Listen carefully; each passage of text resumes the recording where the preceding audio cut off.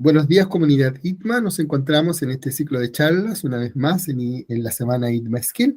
Durante este ciclo lo que se busca es que desde las diferentes carreras de nuestra institución, los docentes puedan escoger temas de su interés personal, de su investigación, parte de lo que enseñan también dentro de la carrera. En esa esquemática, ¿no es cierto?, ellos pueden seleccionar distintas charlas para poder presentar a la comunidad para así aumentar nuestro acervo cultural. La idea es que se comparta conocimiento, que se comparta, ¿no es cierto?, investigación, y que así nosotros, desde las diferentes carreras y también desde la inexperticia, ¿no es cierto?, que tenemos, o desde la falta de conocimientos, o desde el conocimiento común, podamos ir, ¿no es cierto?, tomando estos temas, haciéndolos nuestros, saliendo de esta vida lineal en la cual nosotros estamos metidos y entrando en esta vida circular en donde tenemos que hacernos cargo, ¿no es cierto?, del medio ambiente, de los seres que habitan en él y, por supuesto, de nosotros mismos incluidos en este entorno. En esta oportunidad, desde la carrera de técnico en veterinaria, va a trabajar con nosotros la profesora Ignacia Riquelme. Ella es médico veterinaria y diplomada en enfermedades transmisibles emergentes y reemergentes. Si me equivoco, Ignacia, tú me corriges, ¿ya? Ella en esta oportunidad, ¿no es cierto?, nos trae una temática que es muy interesante en torno al título Efecto, dilución y amplificación en enfermedades interespecies. Así que, como en todas las charlas, atentos, ¿no es cierto?, a aprender, a ser parte de nosotros este conocimiento y, por supuesto, Ignacia, bienvenida y el micrófono es tuyo para que partas tu charla. Muchas gracias, Cristian, por la invitación. Bueno, esta charla tiene el fin de generar nuevas visiones, nuevas perspectivas y de explicar, enseñar y contribuir con algunos términos nuevos que se van a empezar a aplicar, que se están empezando a aplicar y que cambia un poco el paradigma de lo que nosotros antes conocíamos como zoonosis, ¿ya? Vamos a partir con algunos conceptos generales como para interiorizar, ¿no es cierto?, para conocer un poco de los aspectos que yo voy a abordar más adelante. Primero, para entender enfermedad tenemos que entender qué es salud. Y salud es un estado, ¿cierto?, que va a involucrar factores diferentes, factores que son emocionales, físicos y del medio ambiente. Entonces, salud va a ser un estado, ¿cierto?, va a ser una constante en la que estos elementos que yo mencioné anteriormente se encuentran en equilibrio. Entonces, tiene que haber un equilibrio entre el medio ambiente, entre el organismo y entre lo que sería como la parte emocional, ¿cierto?, o psíquica. Salud, entonces, es el equilibrio de todos estos factores que van a interceder, que se van a expresar en distintas circunstancias en la vida de un individuo. Entonces, salud es un estado de constante equilibrio entre a estos factores y algunos más que se van a ir añadiendo a medida, ¿cierto?, que evoluciona también la medicina humana y las otras disciplinas del saber en el caso de nuestra especie. Conociendo, ¿cierto?, lo que es salud, ahora tenemos que tener claro qué es enfermedad. Enfermedad se va a definir como una alteración en este equilibrio previo que yo mencioné, en un desbalance que ocurre y existen distintos tipos de enfermedades. Se pueden clasificar, por ejemplo, en enfermedades infecciosas, que son las que son causadas por agentes patógenos como virus, bacterias, hongos, parásitos, o enfermedades no infecciosas, que su causa no es un agente patógeno, sino que puede ser, por ejemplo, un daño genético, una malformación, o que bien pueden no tener un origen claro y que se denominan como enfermedades idiopáticas. Entonces, habiendo definido, ¿cierto?, lo que es enfermedad, teniendo claro que existen distintos tipos de enfermedades, nosotros nos vamos a concentrar en las enfermedades infecciosas, específicamente aquellas que se pueden transmitir entre distintas especies de animales, y eso incluye al ser humano. Entonces, ¿qué es una enfermedad interespecie? Este es un concepto relativamente nuevo para referirse a la zoonosis. Las zoonosis antiguamente se definían como todas aquellas enfermedades que son transmisibles, pero hacia el humano. En este caso se quita, ¿cierto?, el protagonismo del humano como un agente, ¿cierto?, que se enferma, sino que en este caso se lo considera también una fuente de infección. Entonces, por eso pasa a ser enfermedad interespecie, porque nosotros dejamos de ser el centro de aquello que se enferma y pasamos a ser el centro de aquello que puede enfermar a otra especie. Eso es básicamente una enfermedad interespecie, es una enfermedad que se transmite, pero que afecta a diversas especies, incluyendo al ser humano, pero además nos pone a nosotros como una fuente de infección para otras especies. ¿Qué quiere decir yo con eso? Es que, por ejemplo, yo puedo ser una fuente de infección para mi gato, puedo ser una fuente de infección para una vaca, para un cerdo, para un perrito, para un caballo, para aves, para otras especies básicamente. Entonces nos saca del paradigma que existía antes de que el humano, ¿cierto?, solamente se enfermaba, ¿cierto?, y que se enfermaba debido a que otros animales le transmitían enfermedades, sino que nos ponemos entonces como un agente de transmisión, como un individuo que puede infectar a otras especies. Y este concepto de enfermedad interespecie se va a relacionar muy estrechamente con otro concepto que ha ido adquiriendo notoriedad, que es el concepto de una salud. El concepto de una salud fue incorporado, ¿cierto?, a través de la OIE, que es la Organización Internacional de la Sanidad Animal. Es una organización en la que trabajan, ¿cierto?, distintas disciplinas, como por ejemplo la medicina humana y también médicos veterinarios. Y lo que sucede acá básicamente es que una salud implica el que la salud general de todas las especies, incluyendo el humano, se relacionan entre sí. Entonces ya no podemos ser estamentos separados, ya no puede estar acá la medicina humana y acá la medicina veterinaria. No, son momentos, ¿cierto? Son disciplinas que tienen que relacionarse porque las enfermedades no ocurren exclusivamente en el humano o exclusivamente en los animales. Creo que lo pudimos ver, ¿cierto?, con la pandemia, ¿cierto?, con el COVID, en que tenemos interacción importante entre animales y humanos. Entonces, una salud lo que busca básicamente es que estos conceptos que estaban antes separados se unen y trabajan en equipo, por decirlo de alguna forma. Y debido a esta nueva introducción, ¿cierto?, es que se cambia el paradigma respecto a las enfermedades que son transmisibles a través de animales y se habla de enfermedades que se transmiten entre distintas especies, incluyendo al ser humano. Entonces, como para intentar graficar un poco esta situación, puse esta imagen que de hecho la modifiqué porque inicialmente las flechas estaban todas de esta forma. Y la forma en la que yo estoy dibujando, ¿cierto?, con mi lapicito azul, es lo que nosotros conocíamos antiguamente como zoonosis. Entonces, esto se elimina,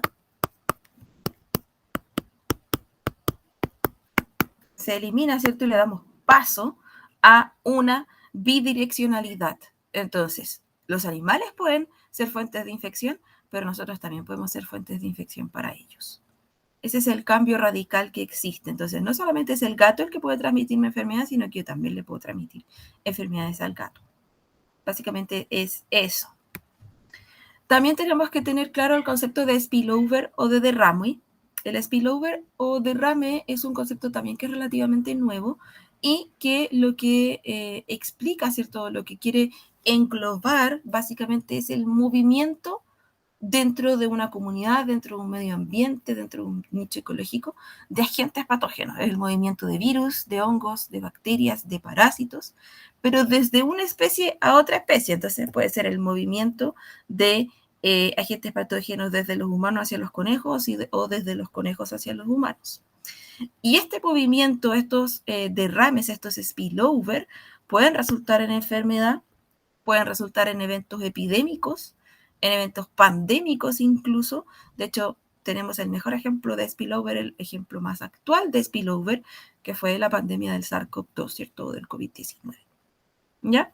Entonces, estos eventos de spillover o derrame básicamente es este movimiento, esta transmisión desde distintas especies animales que pueden resultar en una enfermedad. Ya mencioné que podía ser epidémica, ¿cierto?, pandémica, episótica en el caso de los animales no humanos. Y aquí podemos ver una imagen que grafica muy bien el derrame o el spillover.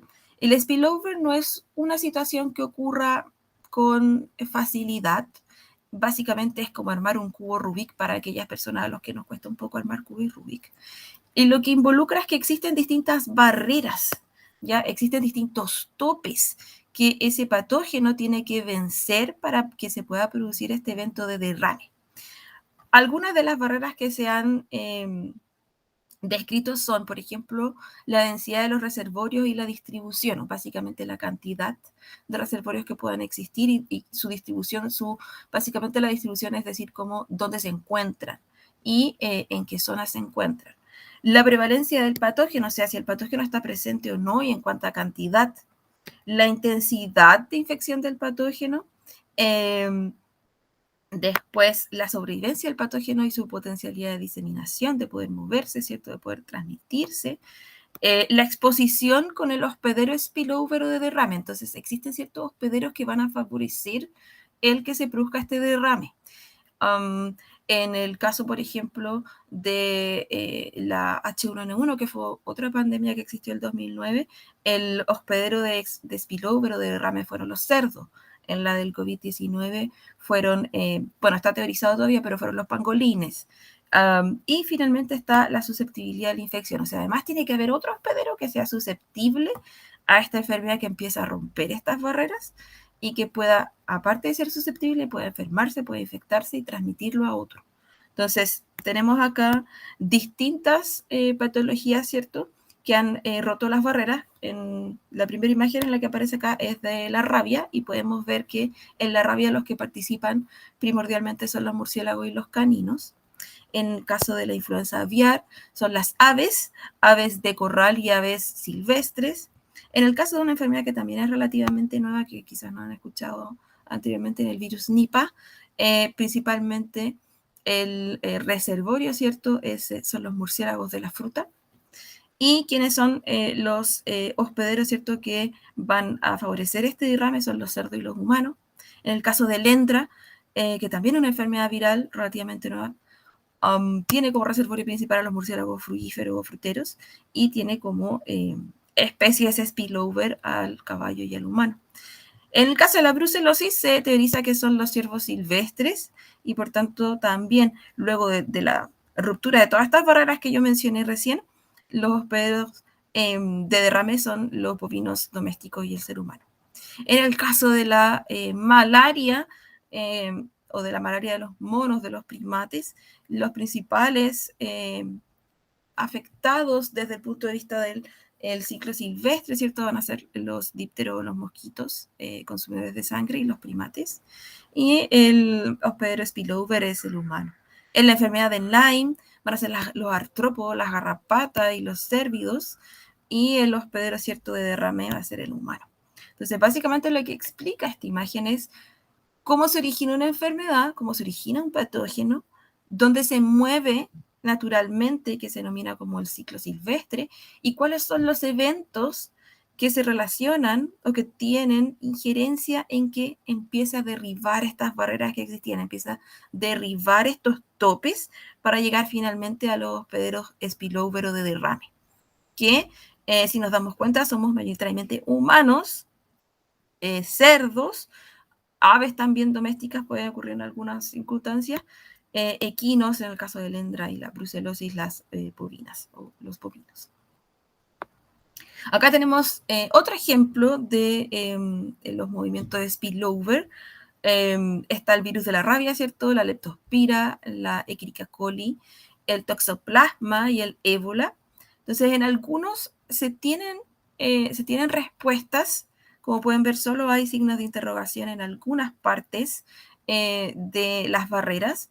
En el caso de la rabia tenemos muy claro, ¿cierto?, cuál es la distribución del reservorio, la densidad del reservorio, la prevalencia del patógeno, la intensidad de la infección, la liberación o la diseminación de ese patógeno, la supervivencia y diseminación de ese patógeno, la exposición al humano y las pérdidas de las barreras entre los hospederos.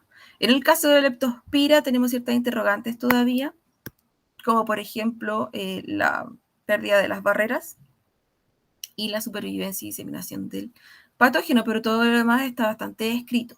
En la Escherichia coli O157 tenemos acá interrogante todavía de la prevalencia del patógeno, la supervivencia y diseminación y básicamente la pérdida de las barreras entre los distintos hospederos. En el de toxoplasma también tenemos algunas incógnitas como la diseminación de ese patógeno, la exposición al humano. Y en ébola, gran parte de las barreras, ¿cierto?, que tienen relación con los eventos de spillover, por mucho tiempo se desconocieron.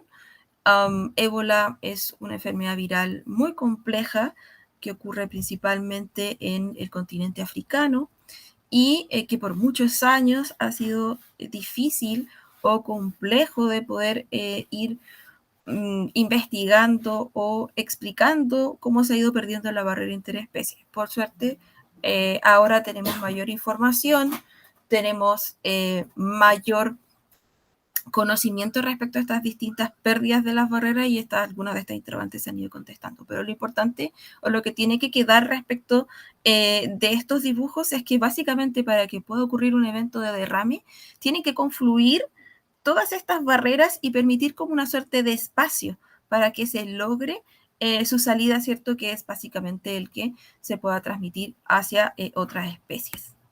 Ya, acá tenemos otra imagen, tenemos a los murciélagos que lamentablemente son muy buenos reservorios virales. Tenemos el potencial, ¿cierto?, de la albergación del virus, la proximidad con el humano, el contacto que puede ocurrir, ¿cierto?, que acá sucede, hay contacto entre un humano y un murciélago y que por tanto podría generar un evento de spillover o de derrame. Y después de eso, cuando ocurre, nosotros tenemos humanos infectados, ¿cierto?, pero también logramos describir el agente que estaba originalmente en el murciélago. Ya, el murciélago se ocupa como ejemplo, al igual que los roedores, porque tienen una capacidad de ser reservorios que es bastante alta, igual que los artrópodos, como las garrapatas. Acá tenemos ciertos eventos de spillover o de derrame que realmente involucran tres elementos, tres pilares, que son los animales de ganadería, la vida silvestre y el paciente cero, que generalmente es un humano. Entonces, ¿qué sucede? Es que estas barreras, estas separaciones que existen entre la vida silvestre y la vida ganadera o doméstica se pierden, interaccionan, y esta interacción va a generar el que ciertos individuos puedan albergar enfermedades interespecie nuevas, ¿cierto?, que se produzcan recombinaciones, que son, que de hecho esto grafica muy bien lo que sucede con las influenzas, en el que están involucrados las aves y los cerdos. El ser humano, ¿cierto?, que una vez que está infectado va a diseminar dicha enfermedad generando un brote doméstico, o sea, un brote bastante local entre distintos humanos y que potencialmente podría diseminarse de manera internacional. Ahora, para que ocurra, ¿cierto?, todo lo que yo he mencionado, los eventos de derrame, los eventos de spillover, ¿cierto? Hay ciertos factores que influyen, que se denominan como factores antrópicos. Mira, los factores antrópicos son todos aquellos factores que están inducidos o provocados por los humanos. Entonces, por ejemplo, está la deforestación abusiva. Si yo destruyo medio ambiente, si yo destruyo nichos ecológicos, los animales que antes no tenían contacto con humanos pueden tenerlo. O también con otras especies como domésticas.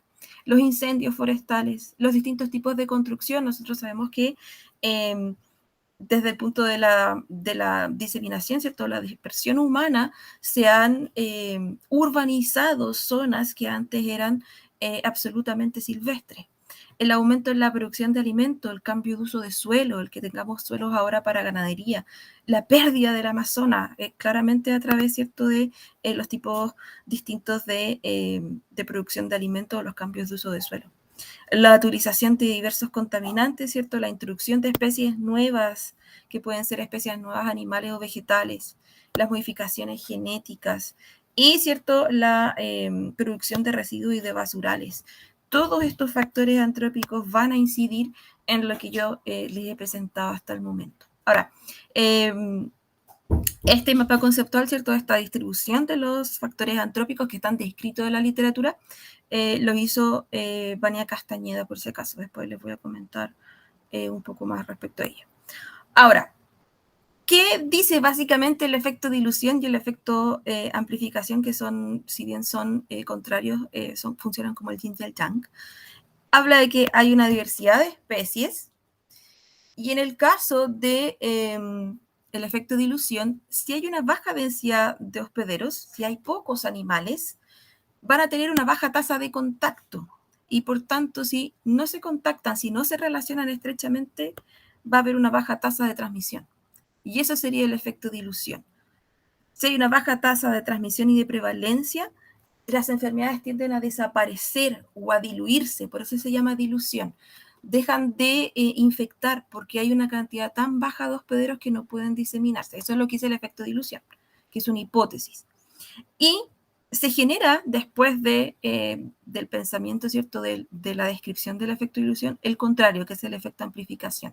Y que dice que si hay una alta densidad de hospederos, si hay una alta densidad de animales, va a haber una alta tasa de contacto, se van a relacionar entre sí. Y por tanto, si hay una cantidad importante de animales y además se relacionan entre sí, debería haber una alta tasa de transmisión. Entonces, alta tasa de transmisión y prevalencia, efecto amplificación. Baja tasa de transmisión y prevalencia, efecto dilución. Entonces son contrarios, pero se relacionan y ya vamos a entender por qué. Vamos a empezar con el efecto dilución. El efecto dilución es una hipótesis integral para las descripciones de la enfermedad de interespecie. Genera enlaces entre la biodiversidad y la salud humana. Se teoriza, porque son solamente teorías, que a mayor diversidad de especies, o sea, a mayor cantidad de especies que puedan estar dentro de una zona geográfica o de un medio ambiente, se evitarían los spillover, porque debería haber poco contacto entre sí. Y por tanto, además se mantendría una suerte de ciclo silvestre de una patología, evitando la interacción con los humanos. Es una hipótesis que ha sido altamente criticada. ¿Por qué? Porque hay ciertos estudios que indican que la biodiversidad de vertebrados, o sea, de mamíferos, de anfibios, de aves, favorecería el efecto contrario a la dilución, o sea, favorecería los spillover. Entonces, el efecto dilución podría ser aplicado, pero para ciertas circunstancias bastante definidas, y esto es algo que he analizado particularmente en base a todos los papers, todos los estudios que he leído respecto al efecto dilución. Entonces, yo considero que se podría aplicar, pero bajo ciertas circunstancias especiales, como por ejemplo en los vectores biológicos que son invertebrados, o sea, si desciende la densidad, por ejemplo, de garrapatas, de piojos, de pulgas, que son vectores biológicos, podríamos efectivamente tener un efecto de dilución. ¿Por qué? Porque si no está el vector biológico, si no está el animal que puede transmitir la enfermedad, esa enfermedad no prevalece. Que de hecho, desde el punto de vista histórico, se puede evidenciar en los brotes que existían antes en nuestro país respecto a enfermedades transmitidas por artrópodos, como por piojos humanos, de hecho, que son las riquecias, como la Rickettsia typhi. ¿Ya? Entonces se puede aplicar, pero solo bajo ciertas circunstancias que están muy bien determinadas, que es básicamente el que si baja la densidad de invertebrados, que son vectores biológicos, si baja la densidad de pulgas, de garrapatas, de piojos, podríamos efectivamente tener un efecto de dilución. No así con otros vectores que son vertebrados, como los murciélagos y los roedores, que si su densidad sube, hay un efecto de amplificación. También lo vamos a explicar. Este efecto amplificación está asociado a comunidades que son ricas en animales, en que hay una amplia biodiversidad y que por tanto al haber una amplia biodiversidad también debería haber una amplia cantidad de parásitos. Entonces, lo que dice el efecto amplificación es que a mayor biodiversidad, mayor es el riesgo de transmisión de enfermedad interespecie. Entonces, básicamente lo contrario al que yo mencioné recién. ¿Cómo se podría aplicar este efecto amplificación asociado a reservorios mamíferos? Ya asociado a roedores, a murciélagos, a animales que son vertebrados y también bajo ciertas circunstancias. O sea, si yo tengo una mayor población animal en un contexto específico, no sé, por ejemplo, en una industria ganadera, si yo tengo más animales y además no tengo esos animales bajo condiciones médicas aceptables, si es que no tienen sus protocolos de desparasitación externa e interna, podría eventualmente, al tener tanta cantidad de animales, favorecer, ¿cierto?, la expansión y la diseminación de enfermedades parasitarias. Entonces, estos dos conceptos que yo he mencionado podrían aplicarse, pero bajo circunstancias muy específicas. que son las que he mencionado recién. Entonces, básicamente lo que yo planteo es que en el caso de los vectores biológicos, probablemente los murciélagos, los roedores, favorecerían la amplificación, mientras que los artrópodos, los vectores que son artrópodos, podrían favorecer el efecto de dilución si es que su densidad baja, que es algo que también se ha estudiado, encontré alguna información respecto a eso. Y finalmente, ¿cierto? Tenemos otro concepto que nace posterior a el efecto de dilución y amplificación, que es el efecto coevolución. Y el efecto coevolución habla básicamente de una relación muy interesante entre los parásitos y los hospederos susceptibles, que generan un cambio en la transmisión de esas patologías o de esos parásitos. Lo que se habla es que básicamente el hospedero y el parásito van a evolucionar en conjunto, van a evolucionar como de la mano, por decirlo de alguna forma.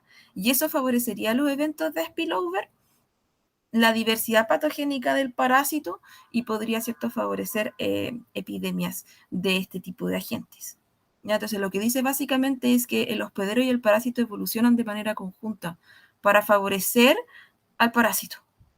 Es muy interesante. ¿Y cómo ocurriría esto? A partir de lo que se denominan como los motores coevolutivos. ¿Qué son los motores coevolutivos? Es básicamente la coevolución parasitaria, pero asociada a su hospedero. Entonces, las acciones que tome tanto el hospedero como el parásito favorecerían la aceleración de la transmisión y de la trayectoria de esos patógenos. Entonces, básicamente lo que ocurriría es que el parásito evoluciona en conjunto con su hospedero, modifica sus vías de transmisión. ¿Para qué? Para poder acelerar su transmisión, ¿cierto? Para poder acelerar su diseminación. Y para terminar, ¿cierto? Tenemos algunos conceptos, algunos factores que pueden asociarse a el efecto dilución, amplificación y el efecto coevolutivo. Vamos a ver si es que finalmente se asocian o no. En el caso de la fragmentación de hábitats, aumentaría el riesgo del efecto dilución, decrecería el riesgo del efecto amplificación y aumentaría el riesgo coevolutivo. Respecto a la biodiversidad, la pérdida de la biodiversidad aumenta cierto riesgo en el efecto dilución. En el caso del efecto amplificación la disminuye y en el caso del efecto coevolutivo, si hay mayor biodiversidad, también va a haber el riesgo de eventos patogénicos. En el caso de la estructura de la población, no está descrito para el efecto dilución ni amplificación, y para el efecto coevolutivo sí aumenta el riesgo. En el caso de la coevolución del hospedero y el vector, todavía no hay estudios que avalen, ¿cierto?, el que haya una relación entre el efecto de dilución, amplificación o el coevolutivo, pero es algo que se está trabajando en la actualidad. Acá les dejé algunos artículos que encontré bastante interesantes de estudios, por ejemplo, de virales en el sin nombre virus, que es un tipo de antivirus, y un paper, ¿cierto?, de la coevolución como efecto hacia los spillover o a los eventos de derrame. Ahí dejé parte de la bibliografía. Espero que les haya gustado la charla. Y agradecimientos especiales para Vania Castañeda, que es una titulada de veterinaria en ITMA, que me ayudó a la creación de esta charla y ahora está estudiando medicina veterinaria en la UTLA. No, muchas gracias, Ignacia. Realmente el tema interesante que nos estás planteando acerca de la dilución y la amplificación, ¿no es cierto?, de enfermedades, ¿no es cierto?, de transmisión. Yo creo que es un tema que nos preocupa, particularmente porque nosotros estamos en mucho contacto con diferentes especies, si bien con algunas más contactos, pero tú nos hacías ver efectivamente que en la medida en que nosotros vamos invadiendo y vamos reconstruyendo nuestro espacio y invadiendo espacios en los cuales ellos han estado, ¿no es cierto?, o donde ellos habitaban, más, ¿no es cierto?, estamos cercanos a que se puedan traspasar estas barreras interespecies. Realmente un trabajo interesante, te felicito por ello y felicito también a la estudiante, ¿no es cierto?, que estuvo ahí colaborando contigo. Hay un tema que sería muy interesante que tú pudieses ahondar, porque en disolución y amplificación fue muy claro en términos de entender, ¿no es cierto?, cómo se podía, ¿no es cierto?, producir la transmisión o disminuir la transmisión dependiendo de la cantidad de individuos, ¿no es cierto?, si aumentaban o disminuían. Pero el efecto de coevolución, a ver si nos puedes echar una manito, porque es un tema muy interesante, si bien lo planteaste tú, pero como que nos faltó ahondar un poquito. A ver si nos puedes explicar un poco sobre ello. Sí, el efecto de coevolución es una hipótesis relativamente nueva.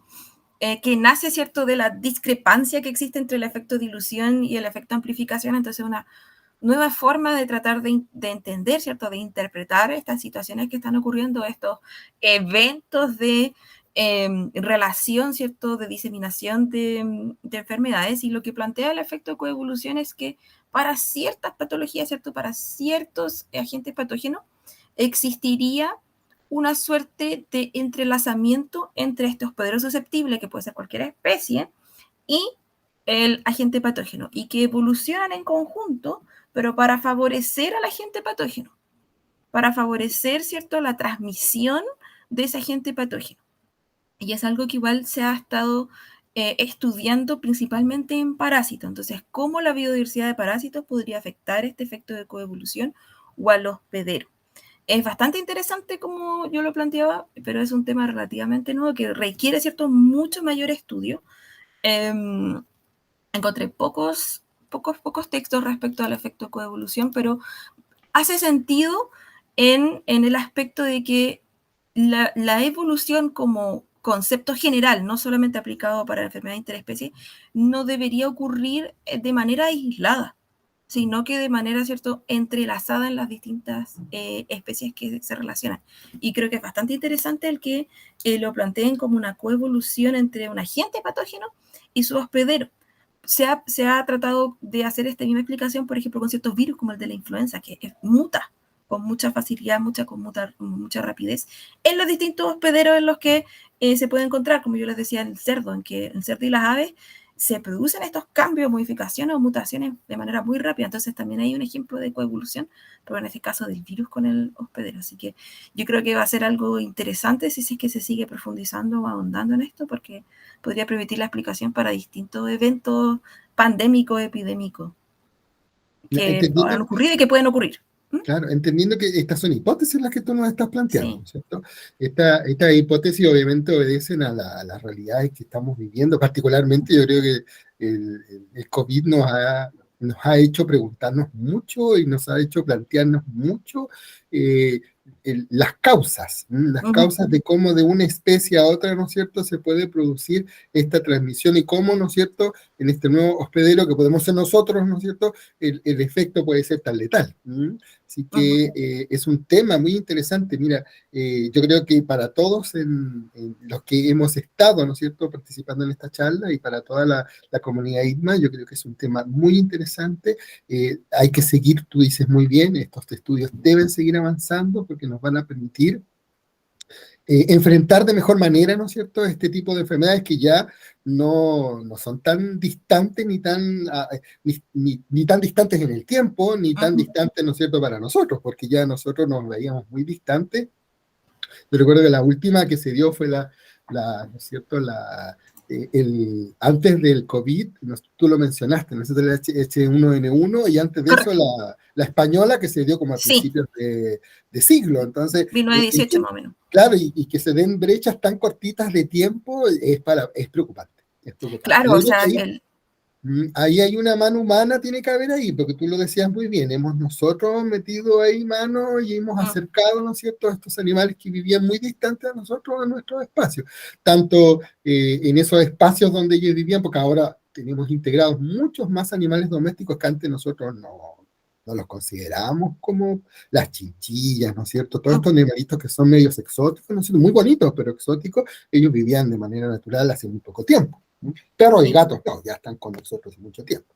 Pero mira, qué interesante el tema, ¿eh? Es un tema que da para mucho, para hablar, para conversar y por supuesto invitar a nuestra comunidad a que siga participando de estas charlas, es para que ustedes vean cómo nuestros profesores están sacando temas de interés, temas actuales, temas que son, ¿no es cierto?, aparte además de sus propias investigaciones, pues ustedes notan, esta es una investigación de la profesora que ella nos está compartiendo. Así que es valioso, es importante, sirve para la conversación, para entrar, ¿no es cierto?, en un nuevo tema, para aumentar nuestro acervo cultural, para tener, ¿no es cierto?, temáticas que son importantes para nosotros. Darte las gracias, Ignacia, por tu trabajo, por el cariño, ¿no es cierto?, y por la voluntad de querer, ¿no es cierto?, compartir con nosotros esta información tan importante. Así que muchas gracias y muchas gracias a todas las personas que participaron de esta charla e invitarlos a que sigan, ¿no es cierto?, durante todo este ciclo participando en las diferentes charlas que se están dando, que son tan interesantes como la que acabamos de escuchar. Así que un gran abrazo entonces, Ignacia, y nos estamos viendo en este ciclo, nos seguimos viendo, ¿no es cierto?, en ITMA, y por supuesto nos seguimos viendo en esta institución que nos une a todos bajo un solo principio y bajo tantos sellos que son tan importantes. Así que nos estamos viendo, Ignacia, y muchas gracias. Muchas gracias por la invitación.